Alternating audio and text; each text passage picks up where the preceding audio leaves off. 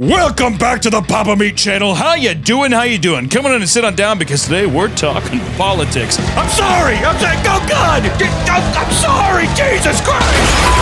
I know. Talking politics can be pretty divisive. Divisive? We're in a very weird time politically. Trump goes on Aiden Ross's stream, does the Trump dance with him. They're giving away cyber trucks or something like that. And XQC was there, I think. And then Kamala Harris has people twerking at her committee and she's doing like weird Southern accents and stuff. So I'm gonna get into some business now. Okay. It's been a whirlwind of media attention, and quite frankly, it's a goddamn circus is what it is. I don't know if other people in other countries feel this way, but anytime any political race happens, it's just such an overabundance of cringe. It's just like self-shame and cringe. That's all I have. And it splits the country so heavily too. No one can ever just agree to disagree on something, right? People say they like to, but I feel like people are very judgmental, which we do live in polarizing times now as well, but I don't know. We do a lot of tournaments on this channel, and with the election coming up, which I'm not going to talk about my political opinions because here's the thing, guys. All right. One, I'm dumb. I'm an uneducated voter. And to be completely frank, and I don't know if it's bad to say, I've never voted once in my life. The only thing I've ever voted on is local government stuff. That's the only thing I ever think really I ever can affect. All right. But other than that, I just don't vote. I'm a bad person. Sue me, right? Yeah, my opinion on you has changed. I've had people legitimately say that. Listen, I'm just uneducated. So today I wanted to go through and we're going to figure out which politician has the best slogan, looks the prettiest, and has the hottest partner. Wait!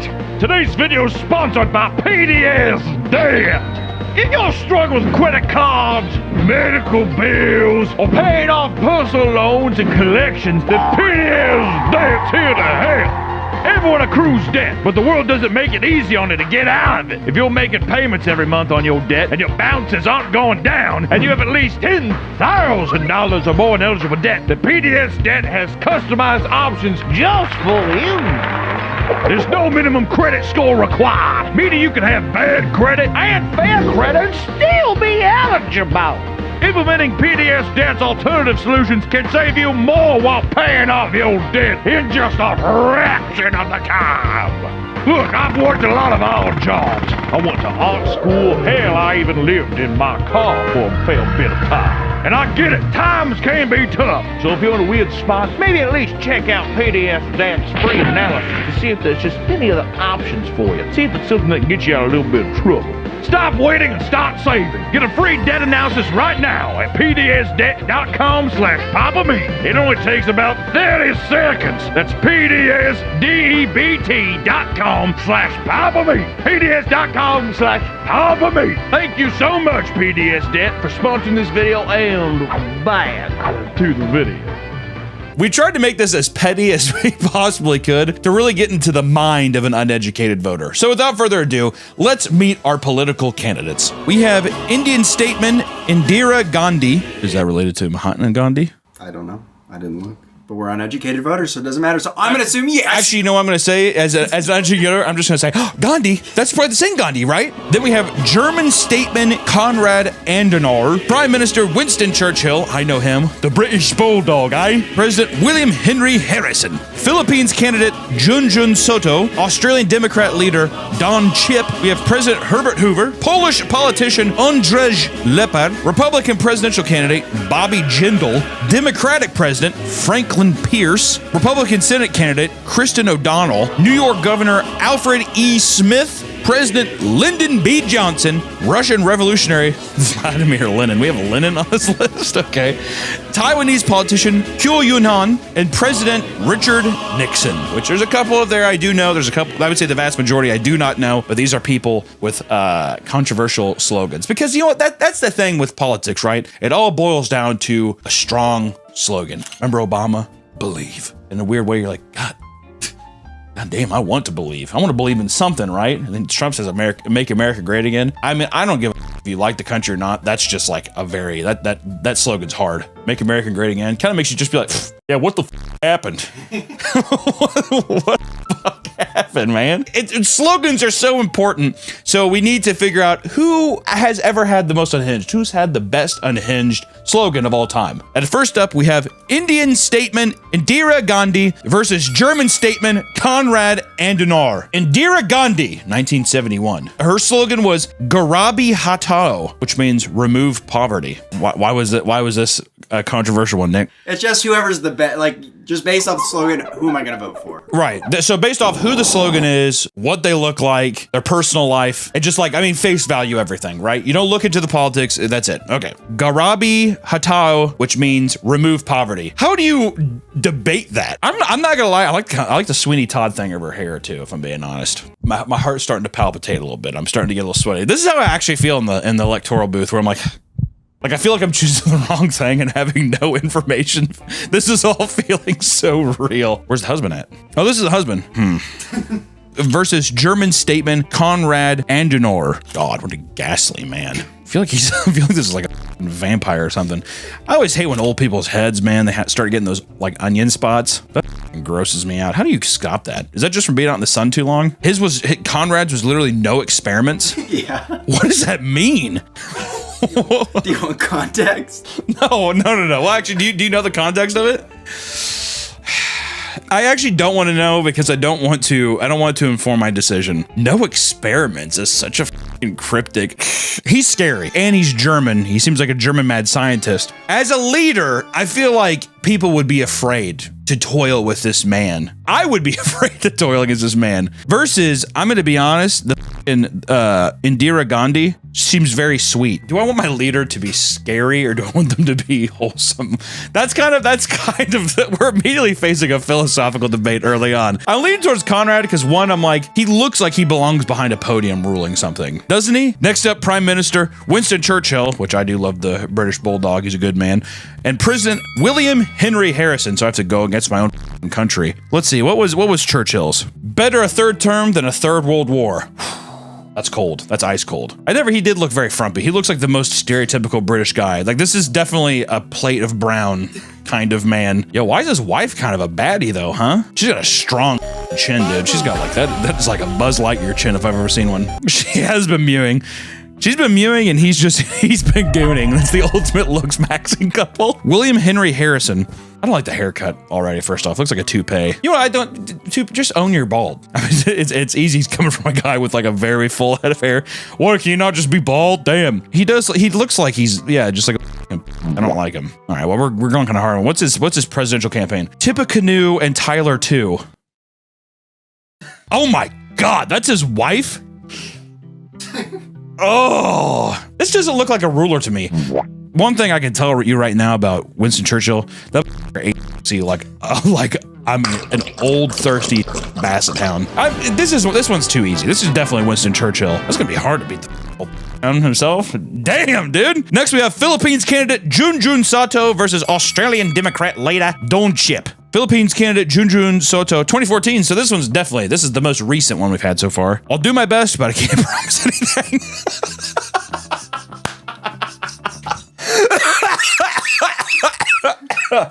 I'll do my best, but I can't promise anything. Love the transparency. For those of you who don't know or is not a Filipino, this is pretty much the most overused sentence phrased during elections. Most politicians here would usually cry in front of the camera just to get people's attention, so you can't really put trust on anyone anymore. Is that what he said? No, this is what someone gave context to. Okay. This is the only photo we have of him too, isn't it? I'll tell you what. I feel like I would love to go like a barbecue with them. This would be a kind of guy that I'd love to just like hang out, have a couple drinks with, but at the same time, too trusting, maybe a pushover. Maybe I want to be lied to a little bit. Promise me something I can't have. All right, let me see the Australian Democrat leader Don Chip. I want to say right now, love the name Don Chip. Keep the bastards honest. Oh, that's a good one. Keep the bastards honest. In Don Chip, eh? Ugh. His smile is not very good. He's got kind of a rat mouth. Also don't like he even is doing more of a rat face in this thing. He's kind of doing like a... And then his wife looks a bit like one of my grandpas with a wig on. That makes me feel uncomfortable. I like Junjun Soto, but I feel like Don Chip is going to be like... I feel like he's going to push us forward. I wonder if he's liked. I'm gonna be doing there's gonna be a lot of edits of like, was he a liked candidate? Did he win? I don't know. Don Chip has my vote for this round. President Hubert Hoover, I never liked his name. It always reminds me of the vacuum. Hoover vacuums, come on. Or Polish politician Andrzej Leper. A chicken in every pot and a car in every garage. I do like that kind of good old boy energy. He's kind of a bit of a looker, a little bit. He kind of looks like, I was gonna say Citizen Kane, Orson Welles. Let's see what Andrzej Leper's all about. He said, Zimsta jest zlotka. Revenge is sweet. Oh, that's sick. Everyone's like, ooh. Oh, the other politician's like, he looks kind of constipated in this photo, though. Can you imagine this guy saying revenge is sweet? He just blows like a huge ass fart, like soils himself. His wife looks like, I feel like I would like to be friends with that family because the mom seems sweet. She looks like a very sweet woman. That kind of makes him even more intimidating, though. Revenge is sweet. With the Polish politician Andrzej Leper, you have the fury of an Italian-American mobster, but then you have the caring side of his first lady, who is, dare I say, looks like a very sweet woman. It's got to go to Leper. Revenge is sweet is just like, he's just like, if you do wrong to us, I will take great pleasure in coming for you. Republican presidential candidate Bobby Jindal versus Democratic President Franklin Pierce. So this feels like an actual, this feels like an actual election here. I'm always hung up on the name Bobby because of Bobby Hill, and he's like by far the worst child in any cartoon. That boy ain't right. Tanned, rested, ready. Huh. I really don't like his dweeby picture. Already off to a bad start with this. Also don't like his hair split down the middle like that. Franklin Pierce. We poked you in 44, we shall pierce you in 52. That's pretty good. That's pretty good. Also, could be taken in multiple ways, though, if I'm being honest. That cannot possibly be a picture of his wife. That looks like a picture of his mother. That is crazy. Don't like that she has one black glove on, so now I have to speculate what is wrong with that hand. Versus, it's just Bobby Jindal. It feels like it's just too much of a joke. I don't really like a jokey leader. Take the job seriously, dude. What are you getting paid for, right? Pierce. Pierce all day on that one. Republican Senate candidate Christine O'Donnell versus New York Governor Alfred E. Smith. You see Christine O'Donnell. Let me get a little look at that. I'm not a witch, I'm you. That's her candidate. That's her slogan. I'm not a witch, I'm you. She's got that like, what is it, Sarah Palin kind of vibe. Oh, that like fucking crazy ass like soccer mom energy. I don't know if I like that, dude. There's a video of her. I'm not a witch. I'm nothing you've heard. I'm you. Her starting her video with "I'm not a witch" is insane. It honestly gives me I'm getting a couple kind of points in your favor. Immediately what I think of is, what did she do to have to say that? What about New York Governor Alfred E. Smith? Let me see him. Make all your wet dreams come true? Make all your wet dreams come true? God damn. Oh, and those gray teeth up front. Oh my God, him down at the racetrack too with his bullish wife. Oh my God, make all your wet dreams come true. He's like, you know what I'm saying, sweetheart? Did you make an oopsie? Did cocky go boing boing in the middle of the night? Wifey did it. Alfred E. Smith just kind of creeps me out if I'm being honest. Christine O'Donnell at least looks presentable to be a world leader. If this guy showed up, they'd be like, did you get the only fentanyl addicted politician to be your president? You know what I mean? Man, I love wet dreams though. Oh man, I love it. I've only had it. Well, you know why I like it is because I've only had it happen once. It was a mess. Oh, I'm saying, I woke up, a mess was made. Nick, I'm telling you, when I say I threw away my shorts. Oh God. It was unbelievable.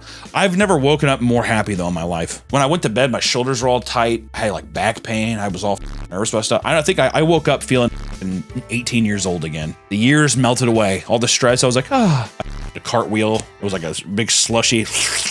Took them off, threw them away. Took a shower and went about my day. That sounded like a Dr. Seuss passage, did it not? Did that actually sound like... That sounded like a doctor. I'm getting off I'm gonna go with Christine O'Donnell. You know what? Yeah, she's not a witch or whatever, but the Alfred E. Smith thing is too much. President Lyndon B. Johnson, I know him, and Russian revolutionary Vladimir Lenin. Now this is a political mashup right here, dude. Holy shit. Let's see. President Lyndon B. Johnson, in your guts, you know he's nuts. Damn! Holy moly, he is deep up in them guts. Yo, Lyndon B. Johnson can be me just right. Lyndon B. Johnson too, he looks like a little now too, doesn't he? Damn, dude, his wife's a little baddie too, huh? What I wouldn't get him. She knows too. She's just like, in my guts, I know he's nuts. He's been up in my guts with his nuts. And then Vladimir Lenin, bread, land, and peace. God, what an intimidating man. Bread, land, peace. Look at his wife. I know. Everything just seems so stoic and cold in that country. Vladimir Lenin, though, let me tell you, I'm like, he looks like a guy where I'm like, I want him to do all the serious shit. He looks like, I don't know why, I don't know if this is right, but in my mind, he looks like the evil scientist in the first Outlast game. They look like they've never smiled one day in their life. They don't smile because they're Russian, that is true. Also, I will say Lyndon B. Johnson kind of has this like good old boy aspect about him. He could talk about the serious stuff, but if my car broke down, he'd help me. Yeah, I'm gonna go with Lyndon B. Johnson. He has a very pristine face, too. Very memorable face. How about Taiwanese politician Kyu Yun Han or President Richard Nixon? Tell you what, Taiwanese politician Kyu Yun Han this is a tall cookie to crack right here. Let's see, Kyu Yun Han, gaze upon the world, conquer the universe. That's pretty epic. Gaze upon the world, conquer the universe. He's not even talking about his country, he's talking about space too. I kind of love that. All right, his wife's kind of a baddie too. Believe, begin, become is in that photo as well. He looks passionate as This guy's getting me kind of hyped up, dude. I want to be at this rally. Good luck, Nick. I gotta say good luck to Nixon is all I gotta say. They can't lick our They can't lick our so good. We like don't change in the middle of a screw. Vote for Nixon in 72. It sucks because here's the thing. I'm trying to go in unbiased with all this. And yes, things are fun, but he was just a horrible president. Also very deceptive. I mean, he did lie. And he made our country look like a joke. Dude, and even if he was good, does he have swagger that Kyu Yun Han has? I don't think he does. Gaze upon the world, conquer the universe. Are you f***ing kidding me? Also the passion, the raw passion in those photos. I'm going with him. That marks the end of our first round. We get out with the weak, continuing with the strong, and the second round begins now. Starting off, oh God, I forgot about Konrad Adenauer immediately. Versus Winston Churchill again. I feel like Konrad doesn't even stand a chance. He got past round one because he was so ghoulish and scary. And I was like, oh, maybe he's intimidating. I feel like Winston Churchill kind of has that too. Konrad also looks like he's on the verge of death. That was the problem with Biden is I was like, I feel like this guy's gonna die any day. Dealing with everything we have to do with, look, if... At any rate, that is what we're going to try to do. It just feels sad having run. I'm just gonna go Churchill. Don Chip versus Andres Lepper, the constipated man or the Australian rat. Don Chip he kind of just looks like a politician to me. Versus the Andres Lepper guy, if I'm being honest, this time I'd be like, I feel like you work for like the trash company, like the Sopranos kind of thing. Who would you say, Nick? I already had my vote. I'm just saying what you think. Probably Don. That's who I had. I voted Don Chip. Ooh, Franklin Pierce or the Republican witch Christine O'Donnell. Christine O'Donnell just saying I'm not a witch is just so funny to me. She also she has a very kind appearance, doesn't she? Yeah, her like smiling, laughing. It's crazy soccer mom energy. That's the powerful thing about a crazy ass soccer mom is she's gonna be really kind to your face, but you know she's like planning some shit in the background. Your son looks really cute. I'm like, yeah. And they walk off. She's like, I'll go get him off the field. Let's go, Joshua. That's like some evil, heinous shit. Christine O'Donnell is becoming a power player on this list immediately. Franklin Pierce, I don't know. His wife also looks like she's 145 years old. Christine O'Donnell moves on. The American Witch. You got also the American Witch. That's pretty good. The American Witch. Come on.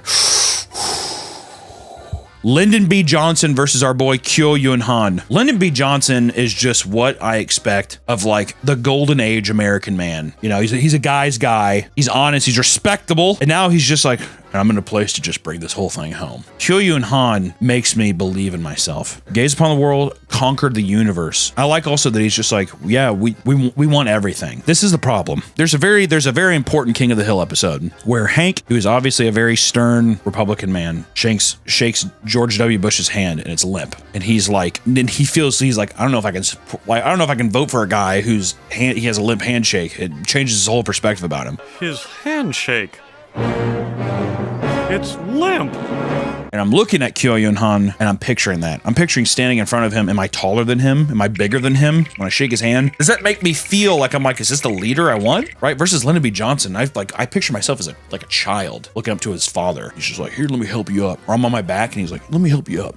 And he picks you up. You like Kyu Yun Han? Oh, yeah. at his wife, dude. You're all there for his wife. I think, you know what? I'm being too hard on Kyo-Yoon Han's, I guess, his size and stature. He makes me feel too good about myself. I'm sorry, Linda B. Johnson. I have to go Kyo-Yoon Han. Kyo-Yoon Han. All right, now this is the semifinals here, guys, all right? And in semifinal match number 1, it's Winston Churchill versus Democratic leader, the Australian rat, Don Chip. The Bulldog versus the Rat, which is a crazy, insane political battle. Oh my God. Don Chip has some kind of weird hold over me. I don't know why. I look at him and I'm just like, this is a guy that I want to hang out with. This guy. Winston Churchill, yeah, he's he's gooning, he's edging, and his wife is mogging and looks maxing and all that stuff. But what I really want to like sit down, also he's British. Ugh. Like the thing about the Rat, the Australian Rat, is he'd be like, you want a Jack and Coke? I'm gonna drink it Foster's and I wouldn't mind having a whiskey and a soda, hey? Versus Churchill, I feel like he'd just be like, let me get a pint of your finest ale. I don't like beer. You see, we're coming down to very petty stuff right now. Also, I'll be honest, after looking at Winston Churchill's Buzz Lightyear jawed wife more, I'm actually just more afraid of her. She doesn't even look real. It looks AI generated. I gotta go Don Chip. Don Chip! I love Don Chip. Oh my God. This next one, the American witch Christine O'Donnell versus the Taiwanese politician Kyo-Yoon Han. This is not even close, dude. Soccer mama energy or like me motivating myself? Come on. Burn the witch at the stake. Move Kyo-Yoon Han on. I will say her starting that political campaign ad once again though. I'm not a witch. It's some serious energy. I'd be like, this is unhinged. All right, our finals. This is an unsuspecting. I did not suspect this finals. The finals is unbelievable. The Australian Rat, Don Chip versus Galactus, as I want to call him. The Taiwanese politician, Kyo-Yoon Han. Here's the facts. Here's the pros on both sides. Don Chip looks like a politician. He's got that age to him, that grace, to where he's like, I've seen some shit. I'm going to be honest. I don't know if I can fix it, but I at least think I can handle the situation. He's a guy I can see where the problems are at. Also a guy that if I was in a bar, I'd like to just have a drink with him. He seems like an all around, like a man. Here's the positives with Kyo-Yoon Han. He has a positive, his aura is off the charts right now. He has this vibe of making me feel good about myself and wanting to conquer my future, which is huge. His wife's a baddie, certified baddie. So you know he can pull tail. That's kind of sick. And just an amazing slogan. Oh yeah, wasn't Don Chip's Keep the Bastards Honest? It's pretty good too. Keep the bastards honest. I love that. Let's look at the cons. Don Chip, yeah, he's a bad boy and stuff. I feel like he's gonna do illegal things. I feel like you would want to like him and really be on his side, but I feel like in the back of your mind, you know that he's doing some kind of crime, which is in a way kind of a positive too for me, maybe. The cons for Kyo-Yoon Han, once again, are strictly this. One, I don't like the giant mole on his nose, okay? That's petty. I also don't think that he could beat Don Chip in a fist fight, if I'm being honest. I don't think he can arm wrestle him. I honestly feel like Kyo-Yoon Han probably couldn't. I don't think he could beat any 9-year-old Australian boy in a fight. That's probably rough to say, but off shooting from the hip, that's what I think. Does he make me want to reach for my future? Yes, but you know who also does that? My mom, okay? Do I think my mom could run the country like Don Chip? No. It's hard saying goodbye to someone you love. Kyo-Yoon Han, through this venture, has made me truly look at my own world. I'm gazing at it. I'm seeing that it was a little less empty without him. And I think conquering my universe is realizing that I need to conquer my content moving forward. I need to take action. And I think by conquering the universe, I think it's meaning electing Don Chip as our official political leader here. I know, but Don Chip, he's got a place in my heart. I'm sorry. Don Chip is the kind of guy, stand behind the podium and you'd listen. He'd just tell you how it is, and you'd see him drinking at a bar, and you're like, well, yeah, of course, that's Don Chip. And that's the kind of guy that I'm voting for. So my vote for this presidential or political race that we have here in this tournament is Don Chip is my champion. And of all these people, I think Don Chip would probably get my vote. I really hope he's a good politician. We'll just put something here. Hopefully he's a good candidate. We'll see.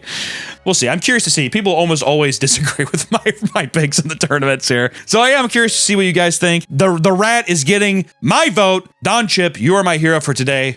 There you go. Once again, hopefully he was a good selection. I refuse to absolutely look into any of this information. So let me know who you'd vote for, and I will catch you all in the next one. Happy voting, everyone. Bye-bye. Talking politics can be pretty divisive. Divisive? Decisive. Divisive. I had it right the first time. Okay. Versus Conrad. I don't want to be in that. I don't even think I want to know this man. He scares me. But is that a good political avenue?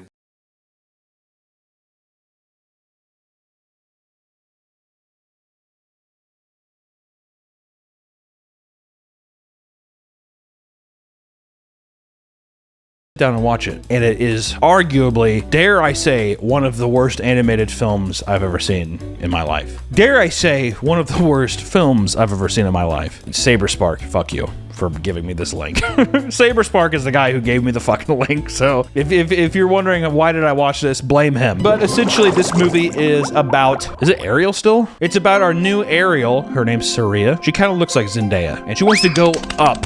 I want to go up and out, is kind of the whole vibe of it. I want to go up and I want to go out. I'm going up there. My sisters went when they turned 15. She's having a good time with her Sebastian the Crab-esque person, except this time it's a turtle named Sheldon. Boat for the first time, because they're like, it's a boat. And Sheldon's like, and they go up to the boat, and there's some fireworks, and you immediately start to realize very quickly that everything about this movie is going to be extremely uncanny. Michael Johnson, which at the end credits, it's very funny. It says, all animation and renders done by Michael Johnson. So MJ, my boy out there, you know, hit the ha and you hit the he. Right? But it's all very uncanny. Whenever you see cheap animation films, usually the characters are always moving because of mocap. So they're always doing this. They got like Parkinson's disease, all of them. They're just like sitting there and their eyes are really big. I believe also that all the lip sync was done with some kind of AI tracker, like a motion capture thing. So everybody's mouth is very wide. And they talk like this and they see their gums and everybody's eyes are just always open. There's no like emotions of like, oh, you know, Judy Hopps finding out she's pregnant, like that one comic. Oh my God, and she has to get an abortion or whatever. And we see that we meet up with Lucas. He's our human guy that what's her name again? It's like Diarrhea. Saria Diarrhea. That's the only reason I remember. I'm like, kind of sounds like diarrhea. I have a couple of thoughts about this movie before I go into it. Which one? This movie is about the most down bad people I've ever seen in a film ever. Saria wants to get fucked so bad, and Lucas is just trying to find some person to marry and fuck so bad. So it's just about two people who are just like desperately trying to fuck, and they find each other. But it could also read like the young Jeffrey Epstein story. Lucas, who's a prince, is on this island, and he meets a woman who can't talk, and that he falls in love with, Jeffrey and Ghislaine Maxwell. It's about Jeffrey Epstein's takeover of the island and his, you know, his rise to power. Is that what Asylum is trying to do? I don't know. Lucas is just like having a celebration. It's his birthday and his dad gives him a giant statue of himself. As he's sitting there talking about it, we get some uncanny animation, but a storm comes in. Brace yourself! Statue falls off and Lucas falls off with it. And Diarrhea decides to go and help this human because she's like, I have to find Lucas. I have to make sure he doesn't fall into the endless trench. But it's like, when did you hear his name? She just kind of randomly knows his name, but she swims down and grabs him, and Lucas gets saved, and in his haze, he sees her, but he's kind of passed out, and he vows that whoever saved his life will marry him, which I thought was funny because it's kind of like the trope of a princess, except it's for the Prince Charming kind of guy. So I was like, wow, way to subvert the expectations. Way to really take the princess tropes and really throw them on their head there, Asylum. Appreciate that. So Diarrhea goes back, and she goes to her family. It's like her grandma and her dad are there, and Poseidon is like a jacked Giga Chad. But also, she goes into the palace. There's stairs. I was thinking of that. They're all underwater and there's stairs. Like, you're not using those steps. What the hell? There's the steps. And basically she says, I want to go and see the humans. And her dad's like, fuck no, you're not, you crazy bitch. What are you talking about? But she's like, you know what? I'm going to do it anyways. I'm going to go see a spooky witch. You know, we have some dialogue with her and her sisters. Whenever a person isn't talking and there's background characters, they like stand very awkwardly and they're rendered out at like 720p. And that's the one thing you'll find with this is there's like a lot of textures, I think. And I think it's supposed to emulate like that you're in water and not just like in a hollow space. But it just comes off like the whole thing is just like a 720p like render, which I know my boy Michael Johnson isn't rendering 720p. All right, once again he's hitting the and he's hitting the he. As Diarrhea is swimming away, we get some funny like bodyguards, but they're all just the dad's model, but they just have like very tiny helmets on and they're just like swimming awkwardly. Luckily Diarrhea escapes her father's clutches and she goes and sees the nasty sea witch Ravina. The voice actor and the performance for Ravina should be like a crime against humanity. Wonderful. Luckily, if you don't. Before we even get to that, man, there's so many. Like, I feel like I'm a fucking like shell-shocked veteran having flashbacks of war. Diarrhea swims over to Ravina's like house, but there's like a bunch of tiny Groots like grabbing at her. Saria! Sheldon! But she goes inside to Ravina's house, and Ravina's just like having like an epileptic seizure trying to talk. Out of everybody in the film, her rig, I don't know why, is like, I think it's because her off-color eye makes it look lazy. So she's just like, she like moves like this, and she's like, you wanna go up to the top of the surface? Like I said, it should be a war crime. It should be a crime against some kind of, it's just impossible. It's impossibly bad. Diarrhea says like her pussy's real warm and juicy, and she's like, I gotta get fucked. You gotta get me up there. I need legs. So Rivera, or whatever the fuck the chain smoking witch, his name was, I forgot what it was. She's like, oh sure, I'll make a potion for you, but I have to take your voice. So we don't hear from our main character for the next hour and 10 minutes of this 90-minute long film. So she, says yes. She goes on shore, and Lucas finds her there. He's like, hey, how's it going? And when I say this is not to be offensive, I don't mean for this to be offensive, but it's going to be a harder pill to swallow just because of the information I have to get across to you. I have not in any movie been more offended for the mentally disabled community in my entire life. When Diarrhea comes on shore, she can't talk, but they don't do proper face animations, so she's just doing this like...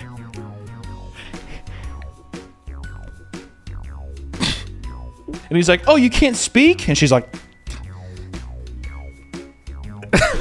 And you're like, this is reading like somebody with Down syndrome so bad, like so abrasively offensive that I almost turned it off. I didn't almost turn it off, but still, it was shocking. Lucas is very quick to be like, oh, this person's hot. I don't give a fuck if you can talk or not. Hey, let's go back to my castle. He is a person that probably has I'm not even trying to be offensive. He is probably also special needs as well. The way that they cut this together and all of the editing and stuff, there could not be more of a way that is, you could read it any other way. But he goes up and he's just like introducing her to his family, and you can kind of tell that he's like vibing with them. They do like a weird dance. That's another part.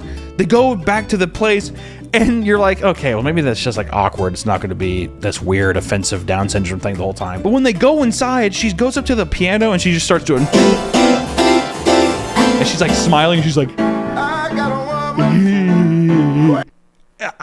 I'm literally at a loss for words. And then Lucas is like, what are you doing, you silly little girl? And the mom comes in and she's just like, oh, my special little guy, let me play you a nice song. And they start to dance, and then they go to the library. And in the library, I was immediately thinking, because of the amount of mental disability, he's like, oh, any book that you could ever want. But really, I just thought it was every One Piece manga on every bookshelf. He's like, One Piece, as long as the eyes can see. It's actually about a pirate named Luffy. He's made of rubber! How did that happen?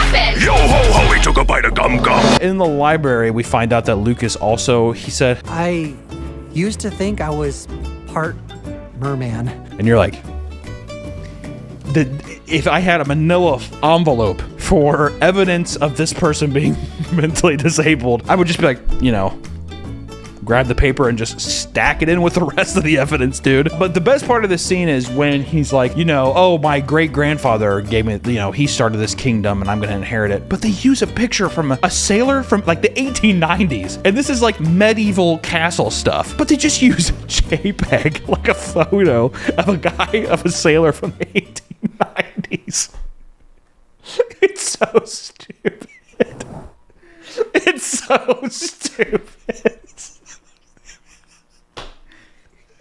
It just came back to my memory. Then we get one of our first times where Sheldon talks to this bird named Marty. Get off my perch! It's actually pretty impressive to see who could be the worst character in the film. Sheldon, I think, squeaks by a little bit, but Marty is, god damn it, Marty is just... He's awful. There is one funny part, though, where it's very abrasive and it's in your face, and I laughed really hard, where Sheldon has like a gotcha moment to him, and then Marty's response is, Ha! Gotcha! So that came out of nowhere, and it made me laugh really hard. From there, though, once again, Diarrhea, she can't talk, but her sisters are coming up and they're like, where the fuck have you been? And they're just talking to her from the ocean. Diarrhea is on a balcony, and you can see probably the top of her rib cage up, and they come up and they're like, look, She has legs. And it's like, how did you see that? Did you have x-ray vision? How did you ponder that one out of there? And they're like, okay, well, be sure whenever you spread your legs tonight, really, let him ejaculate as much as he possibly can into your pussy, because that's what you're gonna have to do to secure the kingdom. So the girls go back to their dad and they're like, hey, by the way, diarrhea, she drank a potion, she has legs, she's getting her fucking asshole licked, and her pussy is being destroyed right now by Lucas. He also has Down syndrome. What? It's like that movie, The Other Sister. Remember that movie? Mom, is this a sex talk? It's about a girl who gets she's a Down syndrome person who gets her Down syndrome boyfriend. It doesn't matter. It's basically The Other Sister up on land, is essentially what it is. And the dad's like, what? We can do a supercut of all the times the dad says what, just really quick somehow. Just put that right here. You did what? What? What? She did what? You have a fucking hearing problem? It's insane. And the grandma, who basically looks the exact same, like you could just say that's his wife. I thought it was his wife the whole time, but it's his mom. They're like, we have to go visit the witch. And when they do that, there's like 2 cyclones. I think it's supposed to be some kind of like treacherous defense or trench. And it's like, that's why no one goes over there. But you're in the ocean and there's nothing else around. And it's like, just swim around it. But they don't swim around it and they go through and the old grandma's like, getting sucked in on these like PS2 graphic. God bless your heart, Michael Johnson. First off, I just want to say this is nothing against Michael Johnson. I just want to say that right now. Shame on you, Asylum, for making Michael Johnson do something so stupid. But they have like one moment, and it's supposed to be, I think it's supposed to be like, oh no, but it lasts for maybe 8 seconds, and they're like, okay, we made it out. Once again, you see baby Groots grabbing at him, and they're like, get the fuck off me, and they slap him. And they like go in and they talk to Ravina, the teenage witch, and she says, yeah, I took your daughter's voice, and if she doesn't fall in love, and like basically Lucas, he has Down syndrome. He has to physically say, I love you, and if he doesn't, she gets trapped in the deepest trench, whatever that means. No! And they're like, what the fuck? Fuck you, reverse it. She's like, nope, it's done. And he's like, oh, okay. She's like, it doesn't matter what you do to me. It's done. It's a done deal. And all Poseidon or Diarrhea's dad does is he's just like, God damn it. Change her back right now, or I'll... You're what?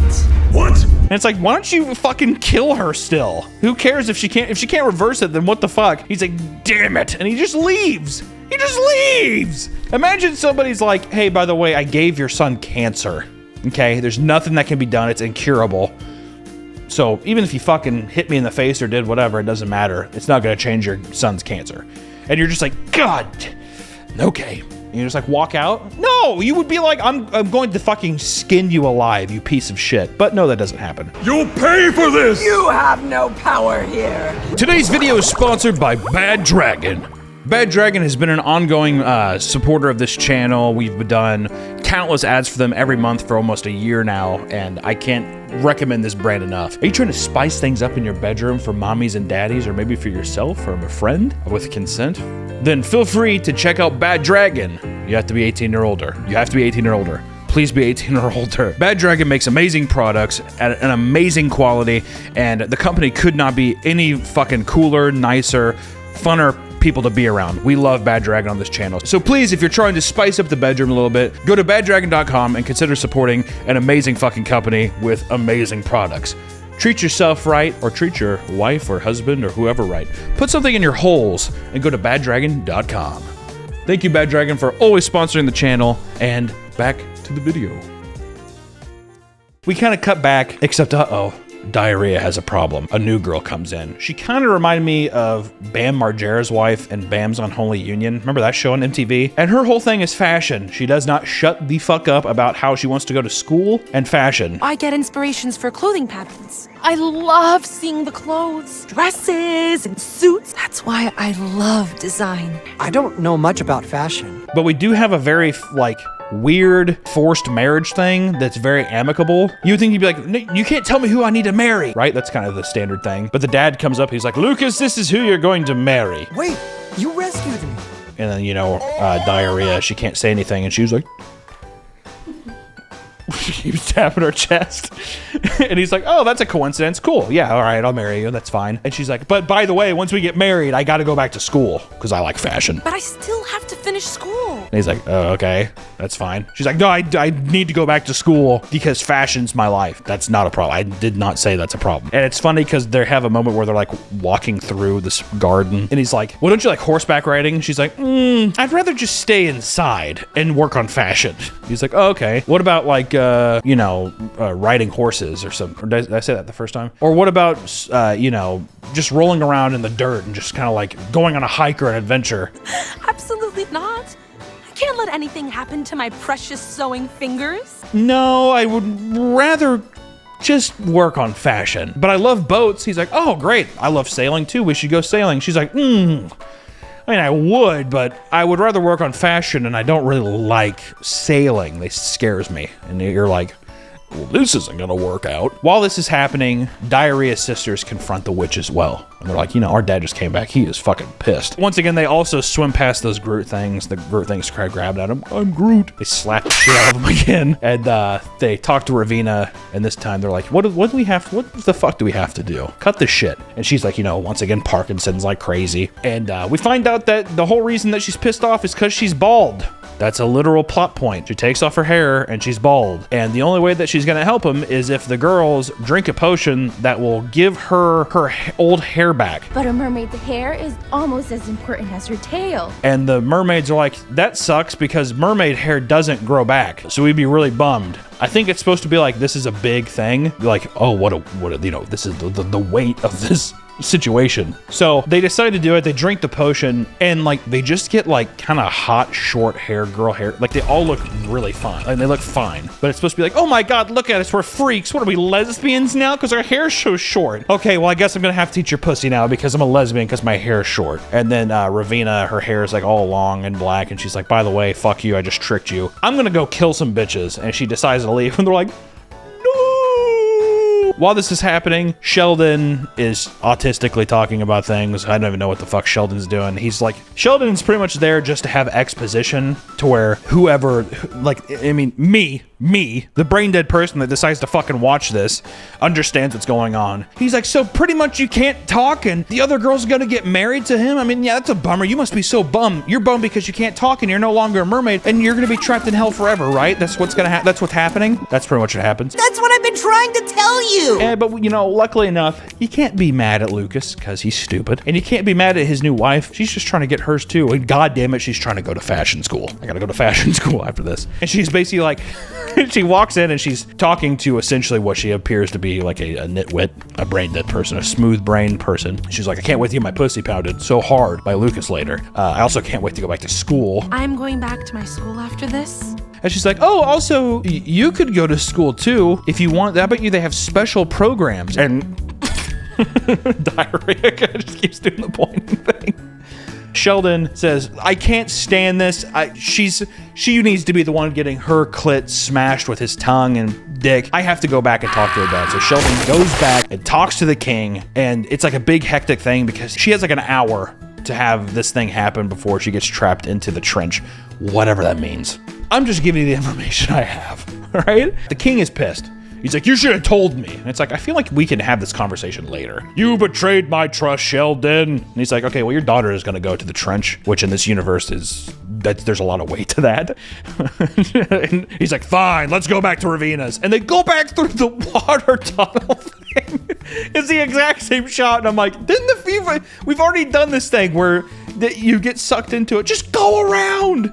There's a whole ocean. Just swim around the tornadoes. But once again, we go past the Groots. Get the fuck off me, freak. And we go inside, and all the magic books that would have helped her daughter are in Ravina's place. Ravina had them all along. They kind of do this reveal where it's like, oh my god, she stole the books? And I'm like, wasn't she evil the whole time? Or am I high? Did she not just tell you like, hey, I gave your kid cancer and Down syndrome, sorry, no, I'm supposed to tell you earlier, and you didn't really care, apparently? Which made me think like, oh, when we first visited them, the king and the grandma must have been like, okay, well, I guess this crazy bitch is on spring break then. Okay, well, she's having the time of her life. We're gonna go home. I never went looking for them because I never had reason to until now. But now they're like, well, we have to help her out because our daughter's in trouble. She's gonna go to the trench, whatever that means. We cut back and it's the wedding. Feels very reminiscent of like the Mario movie and like Shrek. A lot of these fantasy movies do this kind of shit. I haven't actually seen The Little Mermaid, the 2D one and ever. It might even be reminiscent of that. I don't know what happens in that one. Raveena shows up to the wedding and starts fucking shit up. We do have a weird moment where the fashion designer chick, I forgot her name, I'm just gonna call her Betty, she rips off her dress and you're like, God damn. It's like, it's very aggressive. She rips it off into like a girl boss kind of like outfit. It kind of looks like a Jersey Shore outfit. Like what I would imagine like, I almost said Paula Deen. Is Paula Deen in the Jersey Shore? Paula Deen's the racist chef lady. Whatever. They get attacked, and then Diarrhea, she kind of has this moment where she's like, you guys belong together. I don't need to have my pussy smashed. I thought I did, but I'm willing to let it go. And she grabs a sword, and she starts charging at Raveena, who is like 40 feet tall now. Soraya! I'm like, what are you going to do with that? Which is answered very quickly when she just gets thrown into the ocean, and she goes to the trench. Help! Help! Remember the trench? Oh... God. Which the trench is just like an open body of water that is, I think it's supposed to be deep because all the fish are like, they're lit up, but there's still plenty of sunlight above. So then she's like, oh, excuse me, can you help me get back above? What the fuck does that anglerfish say? He's like, fish, follow me. Oh, thank you. And they start, and I'm like, wouldn't you just know how to go up though? You can see the light just go up towards that. But then a green PS2 tunnel sucks her back down. So it's like, oh, she's stuck. Isn't that a bummer? From there, Lucas, he gets swatted around. I think he has a safety helmet and bib on, and he's getting swatted around. And Raveena's kind of just like, her eyes are doing this thing. I remember in this part particularly, they really, like the rig of her eyes are just like all over the place. The sisters get turned to baby Groots before, but we have them turned back when we find out that the grandmother practiced black magic, and she too was a witch one day. And then she transforms all the Groots that people were like, get the fuck off me, back to normal. So they were all mermaids and mermen. So it's like, how long have they been these creatures and no one has cared? But now we have reinforcements and they decide to fight, and the fight lasts, I think, like maybe 3 minutes.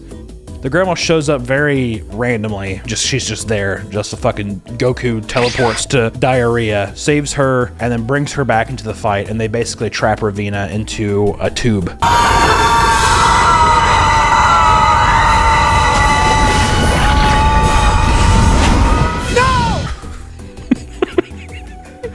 This all probably sounds very stupid. As we go, the day is saved, and Diarrhea, she's a mermaid again, so she can talk. She's like, I'm the one who saved you, Lucas. And he's like, oui. No, I'm kidding. He's like, I could have swore I knew that. And then we get a very funny line where the grandma's like, Lucas, have you ever thought about being a mer person? Yes. Remember that from earlier on? And he's like, oh my God, I have. Daddy, can I be a mer person? And he's like, I don't see why not, son. Be a merman. So he gets transformed into a mermaid. And they kiss, and it's happily ever after that. Oh, but the girl, I was going to say also, she says, no, you guys be together. I want to go back to school anyways. And it's like, you don't think? Besides, I really miss my school. You never brought that up once in the fucking movie. But watching Lucas get turned into the mermaid and then just like dive in the water and everyone's like, yay! As if, and the family's just totally fine with it. They're like, you crazy kid. You were once human, now you're a freak. Go into the ocean and have fun. We'll never see you again. We can literally almost never see you again unless you kind of just pop your head out of the water and talk to us.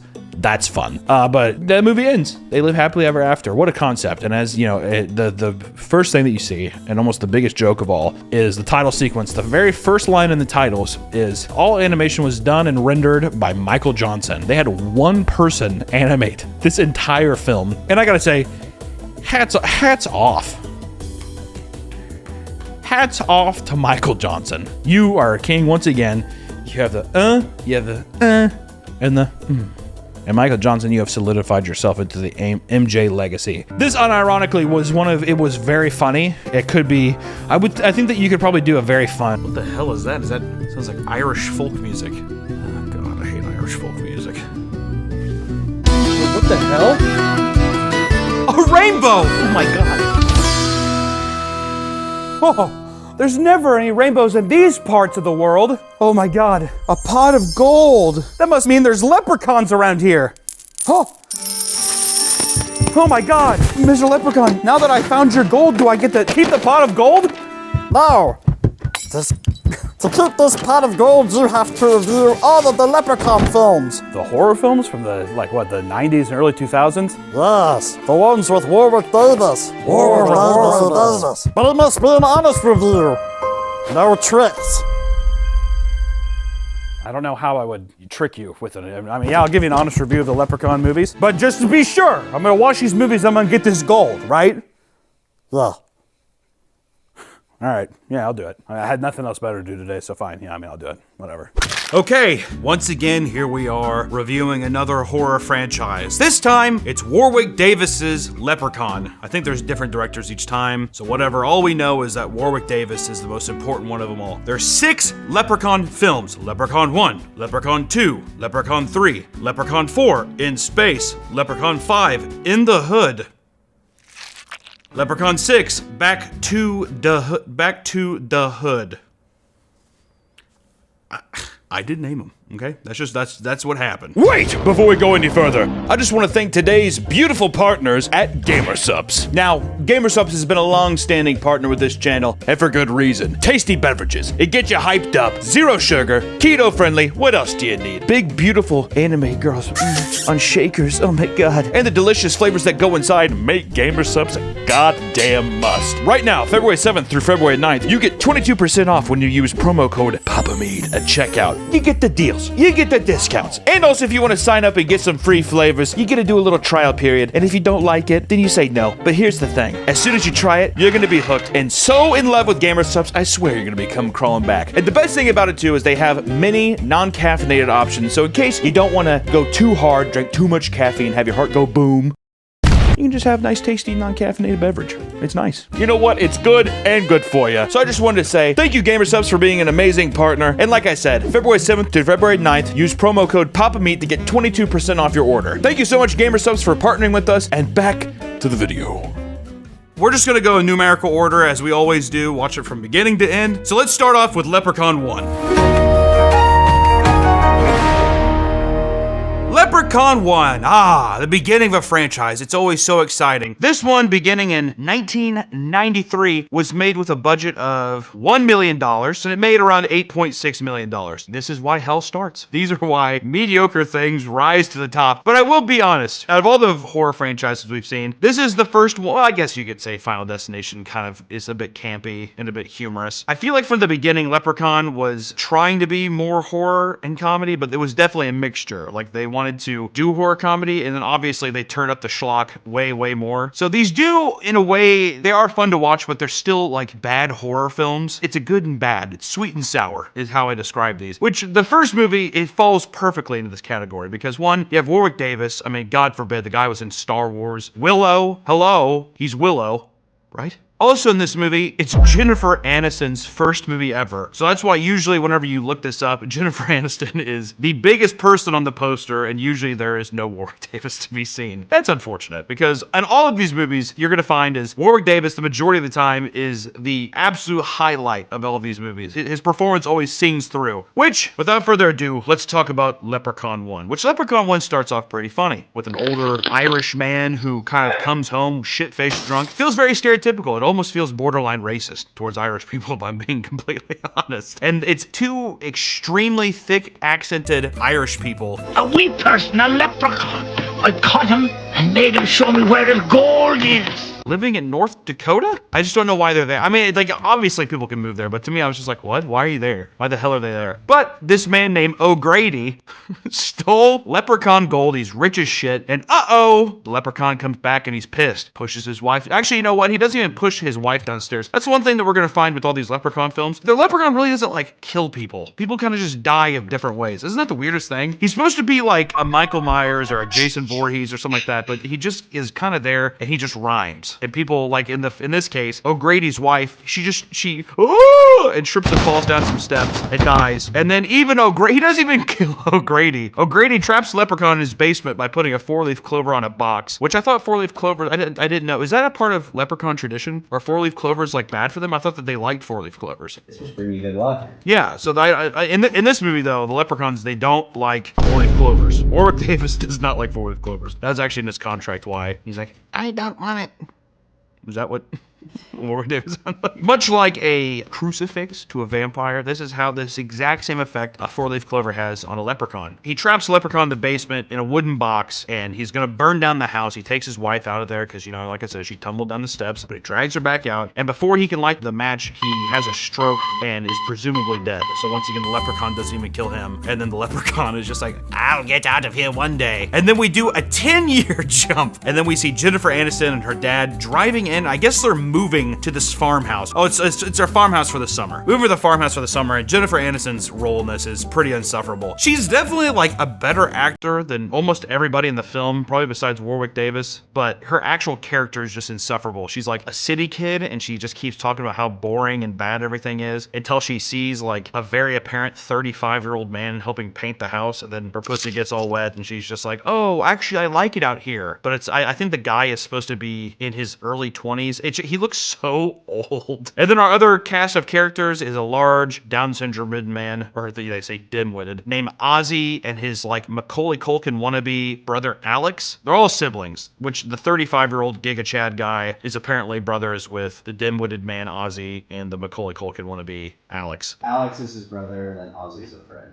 Whatever. Who gives a shit? Doesn't matter. One of them is wearing like a fucking Dr. Seuss shirt, and he's walking around and he's like, oh, I don't know. What are we doing? Paint falls on his fucking head. All of a sudden, Ozzy walks in the house and he hears a little girl because Warwick Davis got woken up from Jennifer Aniston trying to suck this guy's cock in the basement. She gets spooked, runs out of there. Ozzy comes down because he thinks he hears a little girl, wipes off the 4-leaf clover that's been sitting there for 10 years in this cobweb-ridden basement. And here we go. Warwick Davis comes out and starts rhyming. And that was kind of a precursor that we should have known that there's going to be a lot of rhyming in these movies. I didn't really understand that either. Do leprechauns rhyme a lot? Does that show that something's more whimsical or fantastical if they rhyme? Yeah. I guess that's true. Like a Dr. Seuss book is supposed to be kind of whimsical, right? But needless to say, Ozzy freaks out, but because he's like borderline fucking, you know, no one believes him until, uh-oh, there they go, we see him. Now, this whole rest of this movie, I really cannot paraphrase this enough, is minor inconveniences happening until we crescendo to the end, which this is supposed to be like a slasher movie. It's kind of the pacing of it. Usually in a Friday the 13th, you have all the annoying characters building up, and they're all sucking and fucking, and they're all joking around, and then Jason kind of picks them off one by one. That's kind of what happens here, except once again, Warwick Davis doesn't ever really kill anybody. The leprechaun never really does anything. He scratches Jennifer Aniston's leg, he bites the dad's hand. I think he tries biting Ozzy's ear. He kills the pawn shop guy. Or he kills a pawn shop guy. Or no, it's not even a pawn shop guy. It's an antique coin guy. They find some gold there, which Ozzy eats one of the gold coins, and then the rest of them are like, oh, here's this coin. I bet it's worth a lot because it's old, because they find a sack of gold coins in an abandoned truck, which I'm guessing is supposed to be O'Grady's, because there's a rainbow, and he's like, we gotta go stand for the rainbow. So then they bring the coins into town, and then for some reason there's just an antique coin dealer conveniently in this town, and he dies. He's the only one who dies in the film, I'm pretty sure. Moral of the story is, though, the rest of it is like, they give Warwick Davis a tiny little cart, like a little crazy cart in a barn. He rides into town on a tricycle. They definitely fast forward the footage, and it's really embarrassing. He gets pulled over by the police for speeding. The officer gets chased by the leprechaun into the woods, eventually getting killed. Okay, so the cop does die. But none of the main cast dies. And the moral of the story is they keep going like back and forth at the house. They keep having these like weird back and forths. And the movie kind of just ends with Ozzy gonna be like, that's it, I'm gonna kill myself. He wants me. Because he ate the gold coin, but that doesn't really happen. And then the Macaulay Culkin kid takes a 4-leaf clover and slingshots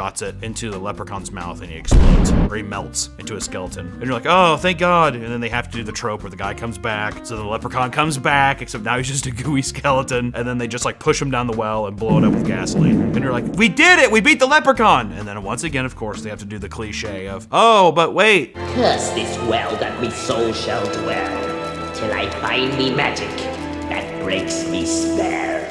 No, he's gonna get his gold. Leprechaun won. Which, you know, okay, look at this. What did you think of my movie, Leprechaun 1? I'm not even gonna sugarcoat it. It was like extremely mediocre. I actually feel bad saying that too, because all in all, it was fine. It's like a fun, schlocky kind of movie. Oh, you hurt me feelings. Okay, I don't even know what the fuck I'm looking at right here. Okay, is that? Oh, there he goes. He's just crawling down. He is very short. It's taken him a while. I'm sorry. But at the same time, I have to get this pot of gold. I have to get the gold. So I'm reviewing these honestly. So, you know, I mean, all in all though, for a first movie, I kind of wish there was just more deaths. They had the funny scene where he polishes the shoes. Oh yeah, there's a part, yeah, he throws all the shoes out and he polishes them because apparently that's like, I think I should have done more research on what like standard leprechaun, superstitions or like tropes. I didn't know leprechauns shine shoes. You know what I mean? Okay, get away from my shoes. These are fucking air monarchs, dude. They don't need to be polished. He's like trying to polish my shoes. Get out of here. God, this fucking guy. This is terrible. This is horrible so far. We have 5 more of these, by the way. Which I will say for a slasher film, they did something that I was very stoked on, and they didn't show any boobies. Usually in these films, there's just, you gotta sell tickets, you know, to kids, 13-year-old boys, 14-year-old boys who love seeing tits, all that kind of stuff. There wasn't one. Kind of strange. For a slasher, pretty strange. Leprechaun 1. There you go. Okay, Leprechaun 2. Still before any of the gimmicky names, which is nice. So that's pretty good. Okay, and we're already another leprechaun crawling up. Don't they have powers? Can't they just like not crawl like this? I feel bad. You're gonna watch Leprechaun 2. Yeah, that's what I said that already. What the fuck? I hope you enjoy it. Whatever, it doesn't matter. The Leprechaun 2, 1994, which is just a year after. Same kind of budget. They got 1.5 million, so they got a little raise because, you know, the first movie did make a profit, but this time the profit, 2.3. Not even $1 million in profit. Usually that takes a while. By the 4th movie, we see these kind of profits, but already it just doesn't, whatever. Which I think this one was still in theaters too, which is the last one to get a theatrical release, which, you know, what do you do? This one starts off and it's like 1,000 years ago. It's like medieval times, so the leprechaun has a slave, and basically him and the slave are homies, and he goes over and they start peeping this chick, and we find out very quickly that this movie is going to be centered around leprechaun trying to get some pussy. In all honesty, I hate to say it, right, but that's just what it is. That dims is the facts. We know what that dirty dog wants. I know what he wants. Okay, I don't.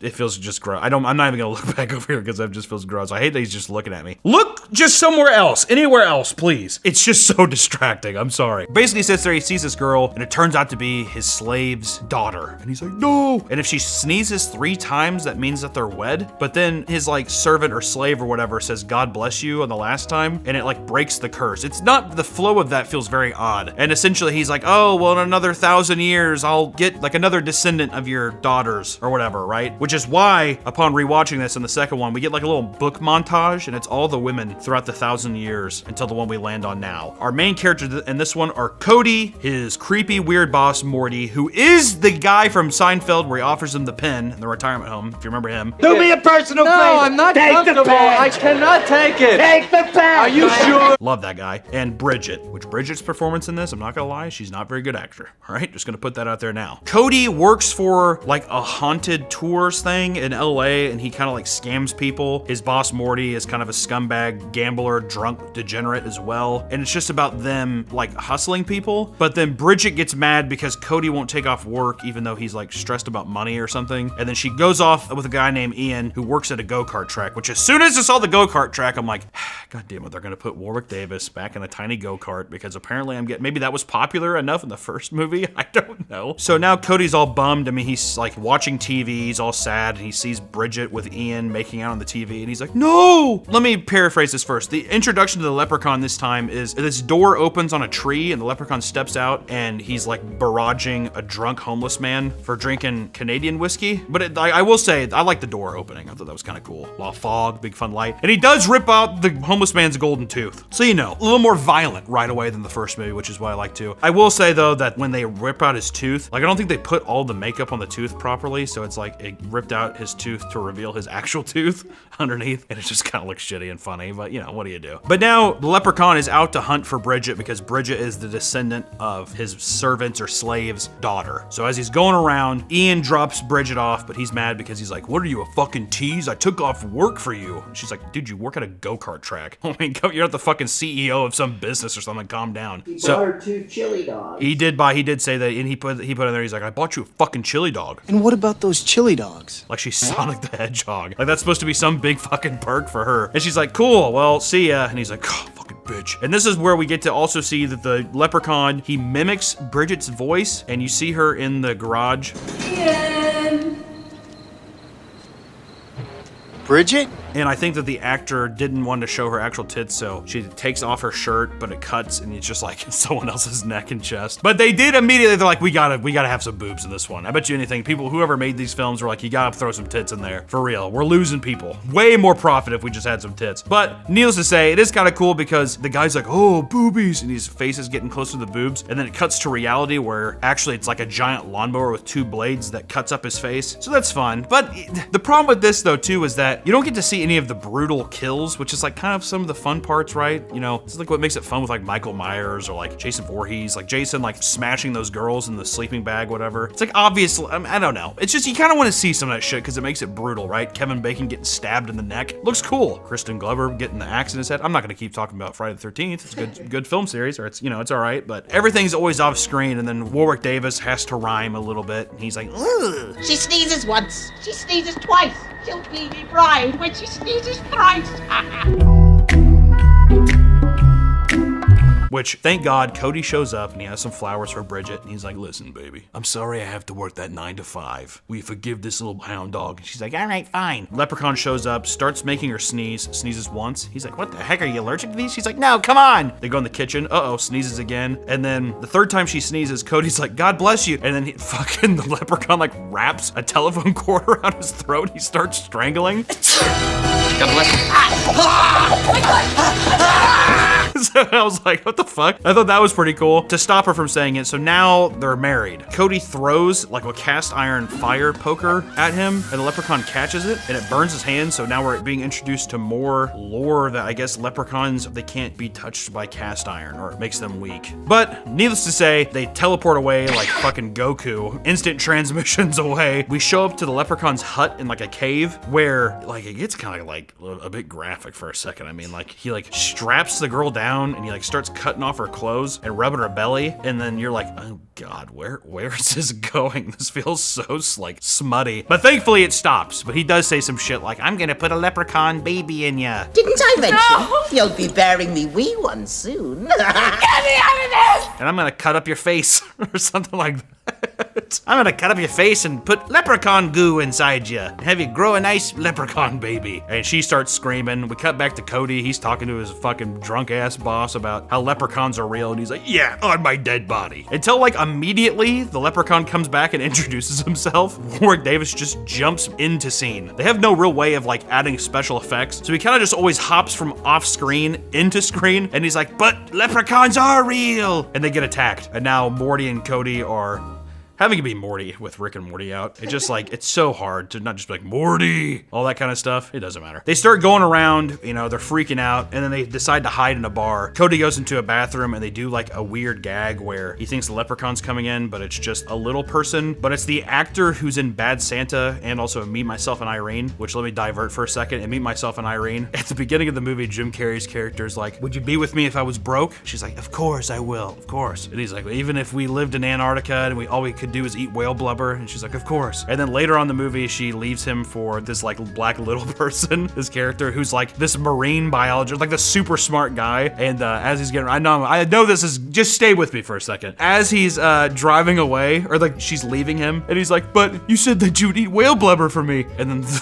and then the actor does, oh, she'll be eating whale blubber all right after I free Willy.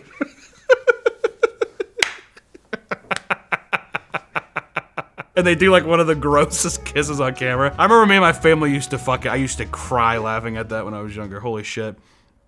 Anyways, he's in it, and he does a creepy ass smile. Good stuff. He leaves the bathroom, and Morty's not even looking at Cody. And we get like it's way too long of a take. Way too long. He's like, what the hell's your problem, Morty? What the hell's going on? And he takes forever, and he's like looking over, and he just isn't telling Cody what's up, and he's just as, he's here.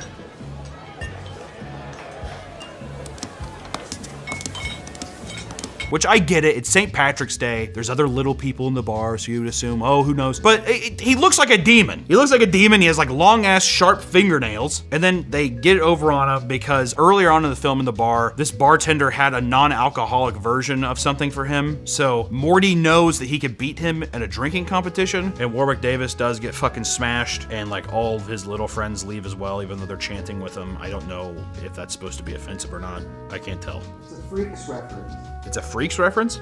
What's Freaks? Freaks is a movie about little people in a like sideshow thing. They say, One of Us. one of us, gooble gobble, gooble gobble. They say Gooble Gobble? Yeah. Are you making that up, Nick? Yeah. That feels horrible. Yeah. That reference I didn't register that reference at all, so I apologize. But he outdrinks him, and then Morty is like basically just bullying the shit out of this leprechaun. The leprechaun escapes after this, and then he ends up in an espresso bar, and then here's another reference. We have the guy from Mad TV who played Stuart. Remember that? Oh, Stuart. He's like, I don't want to. Remember that?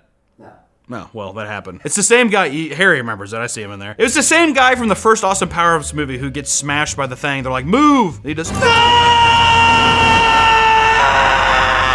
whatever. He's in it. I think his name was something McDonald. Tom McDonald, I think was his name. Michael McDonald? Who's a popular artist that has something McDonald as well? It's like an artist. It's like a musician. I thought it was Michael McDonald. It doesn't fucking matter. But he does like this scene, and he has the guy's skin bubble. It's supposed to be gruesome, but it just looks kind of cheap and stupid. And there's so much like intentional comedy and then unintentional comedy from cringe and then horror. You never really know what the fuck you're supposed to feel at any given time. So you kind of just revert to everything is schlocky and funny. So it makes a lot of the moments where you're like supposed to be like, oh, this is creepy, kind of makes it fall flat a bit. They go to the go-kart track because Cody knows that there's like a cast iron safe. They're like, we're gonna trap the leprechaun in the safe. And they do so. They open the door and the leprechaun runs in. He's like, oh, let me out. It's painful in here. It's cast iron, right? But then Morty locks Cody in a room because he wants to get the because whenever you catch a leprechaun, which I've heard this before, when you catch a leprechaun, you get 3 wishes. And the first thing Morty wishes for is his gold. But then the gold grows inside of him. It looks really fucking weird, but it's because it's supposed to be his actual pot of gold, but it just looks really weird. I mean, for, you know, practical effect, whatever, it's kind of funny, but it just looks so stupid. Morty's like, you gotta get this shit out of me. I wish for you to get it out. And he's like, oh, here, you have to let me go. And then he basically says, I wish for you to be free of the cast iron safe. And then he cuts it out of him by, of course, the gold just like burst out of his stomach, so Morty dies. Cody gets out of the closet from the go-kart track, but then he gets arrested by a security guard walking the grounds who's just like, how many people have you killed today, you fucking freak? Because people think that he's the person who's been killing people. Wouldn't you know, because they're at the go-kart track, here comes Warwick Davis and a fucking obnoxious ass Mario Kart looking fucking thing. He like hits and kills the security officer. But then you find out that the leprechaun can't kill Cody because he has one of his coins that makes him invincible to the leprechaun's attacks. So that's when he goes to his lair. And from there he finds out, you know, the leprechaun's lair is at Houdini's old house. Apparently that's, you know, whatever, doesn't fucking matter. Walks to the deal, try to find Bridget. He fights a skeleton that used to be the servant. They keep trying to escape this cave, but they keep just going down the same tunnel and coming out, and they're like, we're stuck! And it's like, yeah, dude, it's one tunnel. Where the fuck do you think this thing is gonna go? Bridget tries to act like she wants to suck and fuck the leprechaun. He gets all horned up and she tries stabbing him, but it doesn't work. There's a rock that looks like a mushroom. Like, it looks so fake, and we've been seeing it in the movie the whole time. And finally it's revealed that that's where he's gonna blow up out of. I'm pretty sure you see wires in all these movies where he's flying around. You just see the wires, because I don't think these movies were ever meant to be viewed outside of a 720p format. Which, once again, the leprechaun pretends to be Bridget, is able to get the coin, but it ends up being a fake coin. It's like a chocolate coin, I'm pretty sure. So it's a ruse, and then Cody stabs him with a cast iron stake, and then the leprechaun once again explodes. I'm finding it, this is gonna be an ongoing theme. Which the ending of this movie makes me so frustrated, is whenever they leave, Cody just flicks the gold coin that like the leprechaun had just right outside the door. And it's like, it's supposed to be something where he's not focused on money anymore, but at the same time, it's like, you just got done killing a fucking demon that I'm pretty sure is definitely gonna come back. Hey, let's just leave the gold coin that gave you any kind of defense right outside of his lair, whatever. But this time we don't see if there's gonna, you know, he doesn't say like, ooh, there's no last little leprechaun thing, so is he officially dead in this movie? I doubt it, because there's 4 more. There's definitely more. It's gonna take a lot more to kill me. Okay, well, his voice changed a little bit. And there he goes, slowly crawling down. You know, your movie wasn't too bad, buddy. Thanks. I don't know if I liked 2 more than I liked 1, if I'm being honest. I can't tell. So far, that was terrible.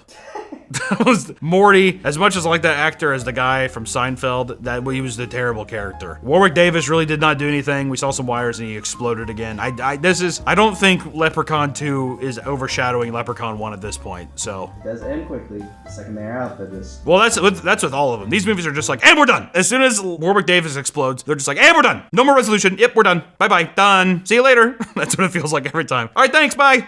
You know, when they're done, they're done. Anyways, moving on to Leprechaun 3.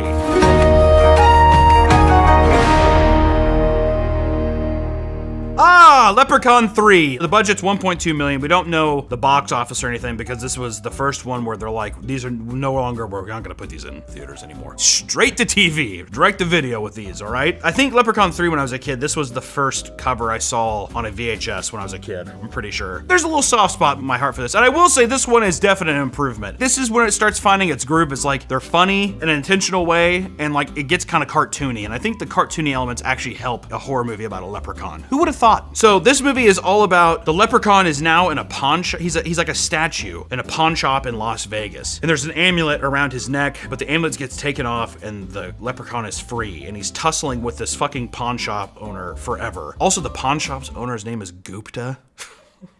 Does that feel a bit? Who wrote this? Written by David DeBow. It's an Indian pawn shop owner named Gupta. I don't know how I feel about that, okay? He's like beating the shit out of this pawn shop owner the whole time as the pawn shop owner is trying to get his pot of gold. And as they're tussling, like one of the gold coins rolls off, and of course that's gonna be found by somebody later. We also get this time, there's like Gupta has a program on his computer that talks about Irish folklore and kind of tells you more about it. I wonder if it's just because of the complaint of people being like, what the fuck are the rules to this fucking thing? In this one too, the big emphasis is if you hold a gold coin, you get a one wish. So there's no longer three. It's if you're holding the gold coin, you get to have one wish. I would say the movie really starts though when we get introduced to our innocent and I don't know how I feel about Scott. His name's Scott McCoy and he's like a hapless, new, kind of like fish out of water, super innocent guy who goes to Vegas with a shit ton of money. He's moving for like a job and he picks up a girl named Tammy who she's getting a job at the Shamrock Casino, which you can tell that they did not have a lot of budget for this because let me tell you, the casinos they used in this movie for their actual sets, the casino doesn't even have an actual sign. They printed off a fucking banner and just hung it up on the outside of the building, on the outside of the abandoned building that they rented for 3 days to film this movie. And they have one neon sign that says like casino or open, and it's like the smallest like little neon sign.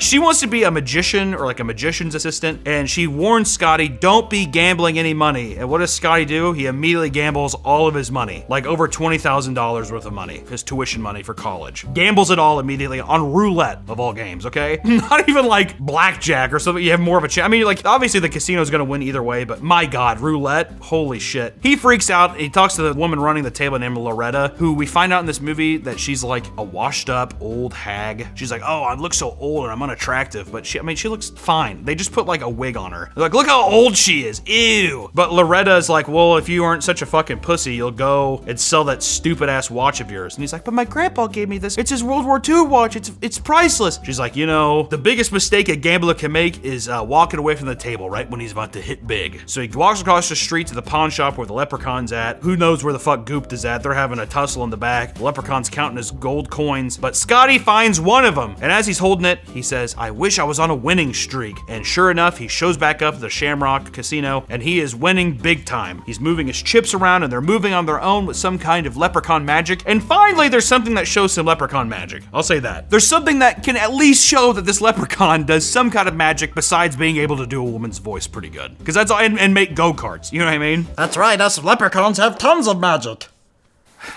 There's going to be a new leprechaun for every one of these movies, isn't there? Where did you even... You are ugly. He's so... I look at him. You're breathing so heavily, too. You have a CPAP machine? I have sleep apnea. I bet you do. You also look like you have rickets. I just found out what rickets were because I was noticing in these movies that Warwick Davis's legs, they're bowed. Didn't know that's what rickets was. Had no idea. Hey, you learn a little something new every day, don't you, little guy? Don't call me that. Okay. But I think Loretta begins to notice that like the kid has like a magical abilities. There's a pit boss named Mitch. There's like a weird dichotomy between Mitch, this magician that Tammy's working for named Fazio, and Loretta. So Loretta's like, hey, that kid, he has a magical ability because Mitch is like, you know, this guy just won big. We're gonna give you a free room because he's gonna gamble it all the way tomorrow. Sure. Fazio, while Scott's taking a break, shows up to his room and just like kicks the shit out of Scott for a second and throws a smoke pellet and leaves and takes his coin. And Scott's like, what the hell's going on? I got mugged. So the leprechaun immediately shows up after that and bites him and runs off. And this is where actually something pretty sweet is. Scott begins to turn into a leprechaun, like werewolf thing. I like that. You get bit by a leprechaun, you turn into a leprechaun. Those are just easy monster rules. Get bit by a zombie, turn into a zombie, werewolf, what, you know, come on. It's good. Which Fazio takes the gold coin. He wishes to be the best magician. He starts doing pretty good. Oh, no. Or wait, sorry. So Loretta takes the coin from Fazio, who stole the coin initially, but Loretta takes it from Fazio. But Mitch, the casino boss, takes it from Loretta. Basically, he wishes for some pussy. Tammy's like, goes into a weird phase where she's like, ooh, I need you. And he's like, oh, baby, oh my God. They go up to his managerial suite, I guess, and it's like the trashiest looking room ever. No money went into the set at all, but he's like, oh God, baby, oh Jesus. And the leprechaun's doing like some funny, they're supposed to be funny fake commercials, which okay. But as he's like fucking Tammy, Loretta sneaks in and steals the coin, and because the coin is taken from him, it breaks his wish. So Tammy thinks he's like a creep, and she's like, what's going on here? This is fucked up. She's like, I quit, and runs off. And he's like, oh, you're fired, fuck you. And then the leprechaun has a girl, crawls out of the TV like Ring, and he's like, oh God, once again, oh baby, Jesus Christ. And it's definitely, you find out that it's a robot, and there's like a robot with like fake tits. Like an ass and stuff. It's so stupid. But it electrocutes him to death. He gets his cock electrocuted and it kills him. Kind of funny. Loretta wishes for Beauty to be hot again. And all that happens is she takes off her wig and she wears a dress. And now she's hot. So, you know. Which then Fazio comes in, steals the coin from Loretta, and because the coin's off of her, it breaks her curse, and then she starts to expand and explodes, but it looks like popcorn. There's no blood in the scene. It looked like it's all styrofoam, but it looks like she blows up into popcorn. Fazio wishes to be a really good magician. It begins to happen once again. His coin goes missing. Or no, the leprechaun shows up and he's like, oh, I know you have my coin. Leprechaun takes it back. Fazio gets killed. He gets cut in half. Pretty fun. A lot of blood there. This entire time, Scotty keeps kind of like turning into leprechauns here and there, but we actually, when Scotty is transforming into a leprechaun, he actually puts on an Irish accent. You'll share nothing. I know how you are. You're only bluffing. Took until about the third movie for me to realize he's not even doing an Irish accent.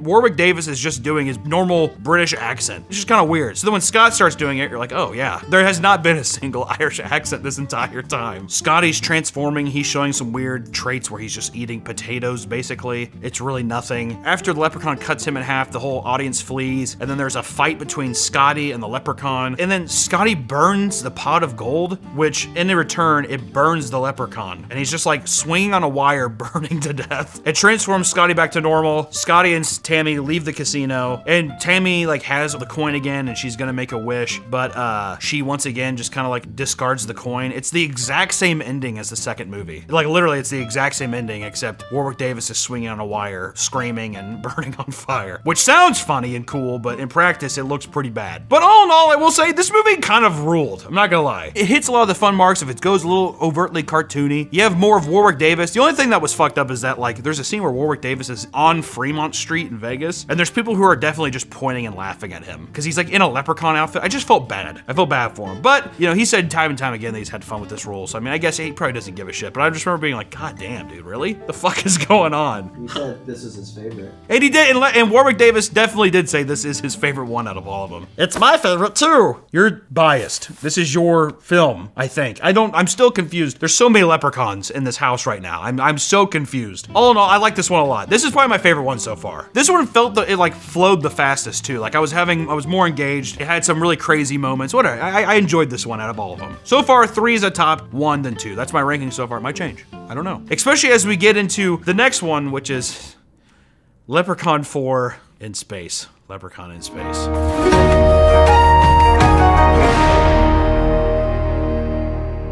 Leprechaun 4. Leprechaun in Space. Or it's just in space. Which this one didn't come out till 1997. A 2-year gap. That's our largest one so far. Our last one was in 95, right? So now it's been a couple of years. You know, they come back. They give them a little more money. $1.6 million to make this little picture, right? But in this time, it got, once again, straight to video. All right? We're no more in the theater still. Just want to point that out there. And in this movie, it is the year 2096. And let me tell you, it's very optimistic by how far in technology we're going to be. In this one, once again, the leprechaun starts off. He wants some pussy. He's trying to do that kind of thing. He's getting ready to marry a space princess named Zarina, and she does agree to do it because Leprechaun's wealthy and the leprechaun wants to be a king. While they're getting ready to fuck and do that kind of thing, they get disrupted by some off-brand Starship Troopers. The leprechaun has a lightsaber fight with one of them. They have some nice tussles where they shoot 6 feet across from each other in a cave. One of them throws a grenade, and the leprechaun hurt lockers himself and throws himself on top of it and explodes, and he dies. The Starship Troopers they're excited. One of them pisses on his body, and and then like almost like a rainforest parasite, Leprechaun's soul travels up his urine and into his urethra. His dick, his cock. They go back to the ship to party in like the saddest looking club I've ever seen. It's so empty, and they make a big huss and fuss about the guy who had peed on the body. He's getting ready to have sex with this other whore on the spaceship. It's basically just two whores having a good time. What do you expect? They all, they're all like, ooh, he's gonna have sex. Bleh. They go out there, and the leprechaun re-manifests himself through his dick hole, crawls out, and kills that guy. So pretty fun way, nice. That's a nice fun rebirth, right? It's like a different take on the phoenix rising from the ashes. That's not too bad. I like it. Zarina, though, the princess, is held in this room. She's being observed by someone named Dr. Mittenhand, and it's like this really weird German scientist who has a robot body, and he keeps doing this on the camera.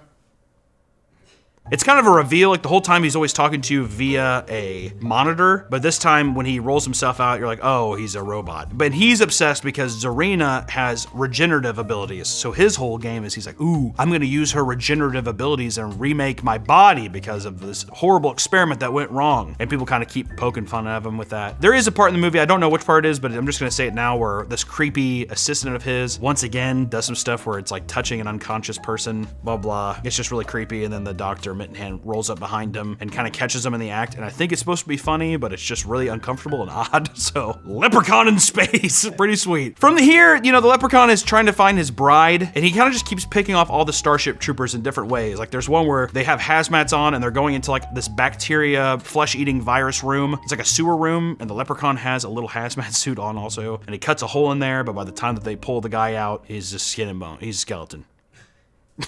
Once again, you keep going, they keep attacking here and there. He throws somebody off. This girl's holding on for dear life on this like bridge, and she falls off and dies down there. The Leprechaun finds his bride, and he attacks Mittenhand, the robot guy, by injecting like scorpion and spider DNA into him, and it like causes him to fucking like spaz out. And by the time that the remaining crew finds Mittenhand, he's like out of his robot suit, so it's kind of assumed that he's transformed, you know what I mean? So they find out about that. Leprechaun walks around, he's like, I can't, he starts a self-destruct sequence on the ship. How the fuck would he know how to do that? It doesn't matter. And he's going around and he's like, I need me gold. I can't leave the ship without me gold. And they find it, and they shrunk his gold down to like be really tiny, to be, I guess, easier to transport or something. And he's like, oh, you shrunk me gold.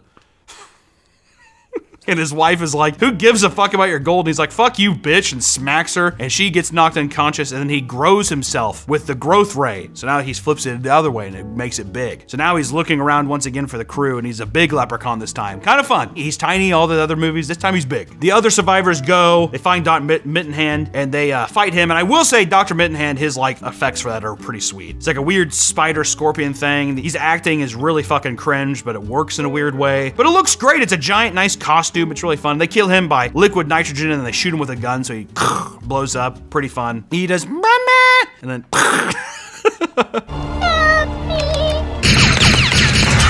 oh yeah, there's like a weird part too where their captain, who has like a metal head, does like a cross-dressing thing. There's a part where the guy's like, sir, you do look beautiful. And I must say you look very nice, but tell me something, where's the alien? It's stupid. He dies though, because apparently he's a robot or something. I don't fucking know. Basically, the ending of this movie is pretty much just like Alien. Basically, the thing is like, they have the airlock, they open it, and the leprechaun Warwick Davis, who's like big, he's like, no!